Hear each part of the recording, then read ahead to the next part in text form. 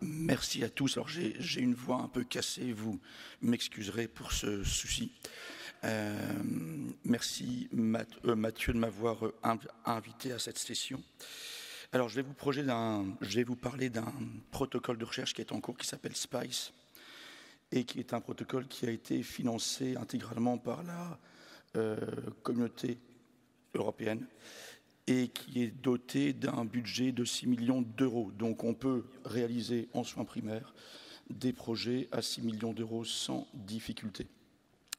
C'est un projet qu'on a fait en collaboration avec de nombreuses universités, l'université de Anvers en Belgique, l'université de Nottingham et de Brighton en Angleterre, l'équipe d'accueil Spurbo qui est notre équipe d'accueil de recherche à Brest, qui est une équipe qui fait de la prévention en population générale, l'université de Makerere en Ouganda et de Limpopo en Afrique du Sud.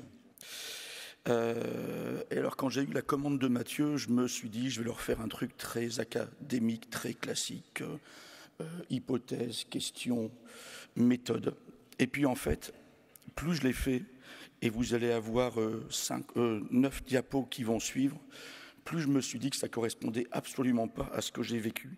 avec le projet SPICE. Alors en fait, SPICE, ça veut dire ça, c'est la mise en place d'interventions qu'on va échelonner pour la prévention des maladies cardiovasculaires en Europe et en Afrique subsaharienne. Et en fait, ça commence en juin 2016 dans mon cabinet à Lanmeur, puisque je travaille comme médecin généraliste, comme la plupart d'entre vous, dans un cabinet, et je reçois un coup de fil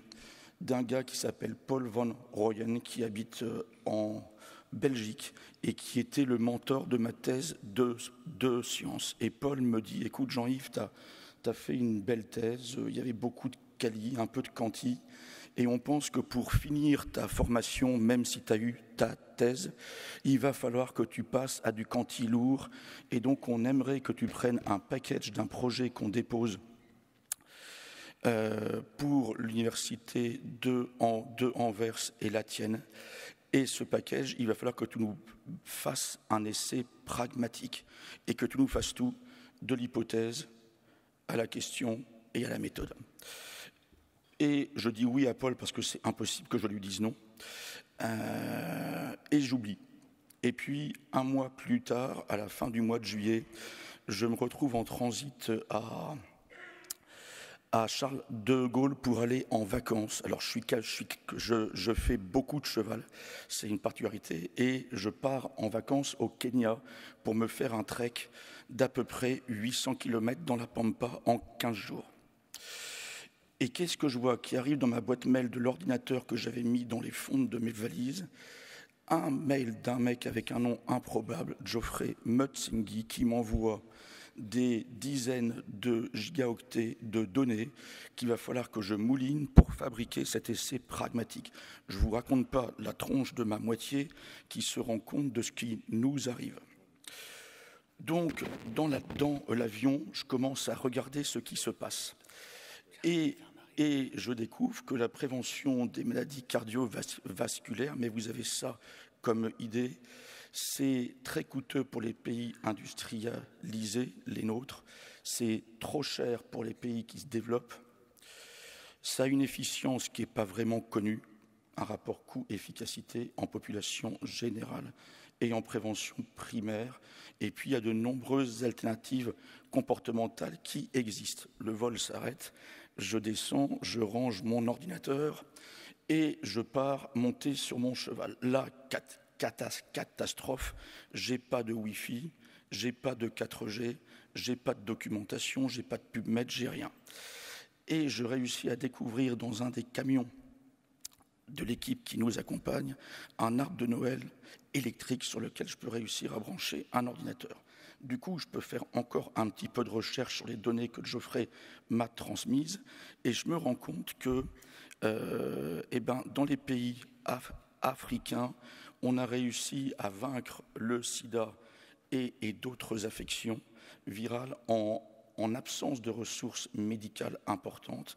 avec une implication communautaire forte et en utilisant les champions de la cité, des gens qui vont être capables, dans une communauté, de pousser leur communauté à faire quelque chose. Et grâce à ça, les pays africains comme l'Ouganda ou l'Afrique du Sud ont réussi à enrayer l'épidémie de sida.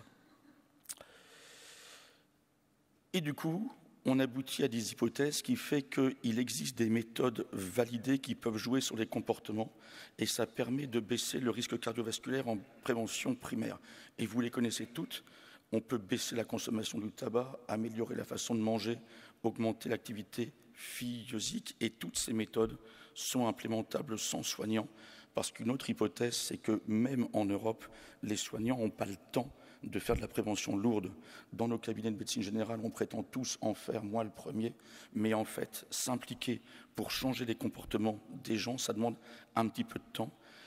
Et on découvre également dans la littérature que les communautés peuvent s'emparer de cette prévention. On se rend compte également que peu de gens se sont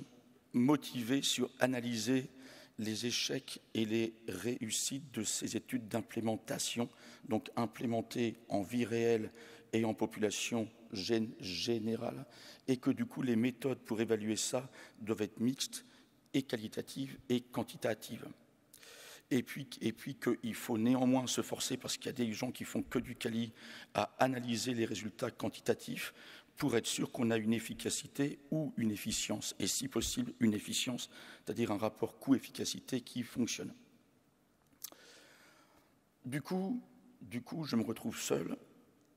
j'ai du mal à me connecter, et de temps en temps, j'arrive à trouver un haut de colline sur lequel mon ordinateur trouve une connexion sur de la 4G, parce que je me dis, il va falloir que je m'inspire de méthodes un peu originelles pour faire ce truc-là. Et ces méthodes, elles vont être héritées et de la socio et de la recherche clinique, et elles vont combiner les deux. Et du coup, je me tourne seul vers des essais dits pragmatiques, c'est-à-dire en population générale réelle non triée, surtout pas des essais avec des populations sélectionnées. On va chercher à connaître l'efficacité de l'action, à expliquer pourquoi cette action est efficace ou pas efficace, et on va éventuellement coupler ça de la permutation séquentielle, c'est-à-dire à des essais où ce n'est pas éthique de ne pas faire profiter toute la population d'une procédure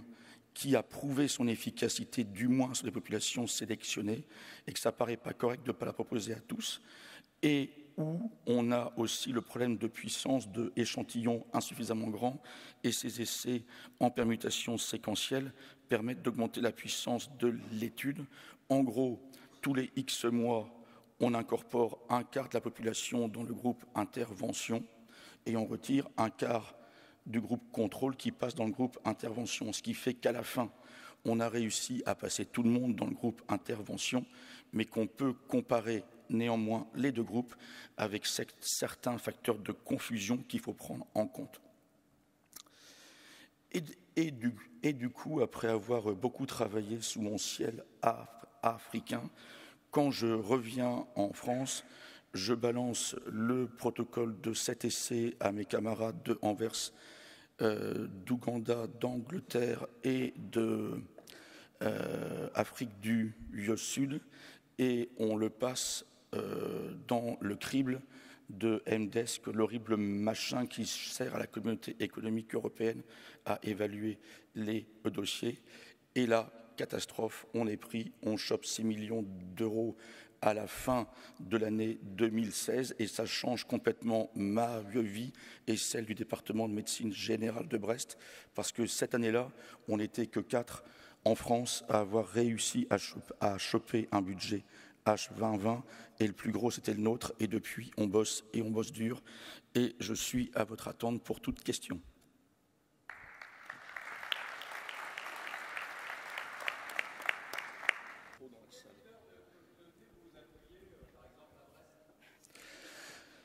Alors, en fait, on a dans tous les pays, on est parti faire un mapping, une phase de recherche de pré-intervention. Et en France, on a choisi de s'installer dans le pays Centre-Ouest Bretagne, qui est un pays qui, pour ceux qui connaissent la Bretagne, est centré sur Carhaix, où il y a un type qu'on connaît à peu près tous, qui est le président de l'Assemblée nationale.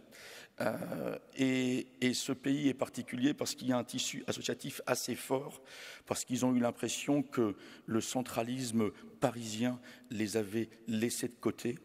et que du coup, ils ont créé une vision communautaire très importante. Et on a été mapper toutes les associations, toutes les mairies de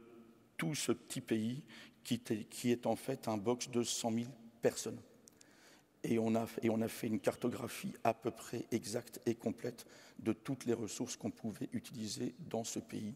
Et on a trouvé pas mal de bonne volonté. Ça répond à ta question? Alors après, dans les associations, tu découvres des personnalités qui ont envie, quand tu expliques ce que tu veux faire, qui ont envie de s'impliquer. Et en fait, c'est vraiment des études de terrain et extrêmement pragmatiques, parce que tu dois aller récupérer sur le terrain des gens qui ont envie de s'impliquer et de changer la façon de faire de leur population. Puis en Centre-Ouest Bretagne, pour les maladies cardiovasculaires, on est assez bon parce qu'on a une prévalence plus élevée que dans le reste de la France, ce qui fait que trouver des motivés, parce qu'il y a eu des gens qui ont fait des AVC, des infarctus ou d'autres choses comme ça dans leur milieu, on trouve sans trop de difficultés, mais avec beaucoup de travail.